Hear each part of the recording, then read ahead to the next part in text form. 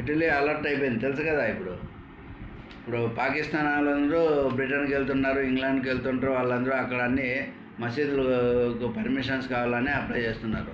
వందల మసీదులు కట్టి ఊరికే అట్లా టైంపాస్ అనేది చేస్తున్నారు. సో ఇటలీ వాళ్ళు అలర్ట్ అయిపోయినారు. అంతే, వాళ్ళు అన్ని పర్మిషన్స్ ఇవ్వకుండా ఓన్లీ 6 మసీదులు కట్టుకోవడానికి పర్మిషన్ ఇచ్చారంట ఇటలీ వాళ్ళు. లేకుంటేనే అంతే సంగతులు, తెలుసు కదా. ఎక్కువ మెంబర్స్ ఒక రిలీజియన్ వాళ్ళు అయిపోతే లాస్ట్కు వాళ్ళే గవర్నమెంట్ టేక్ ఓవర్ చేస్తారు. ఈ శరణార్థుల కింద వస్తారు, తర్వాత అన్నీ మారిపోతాయి.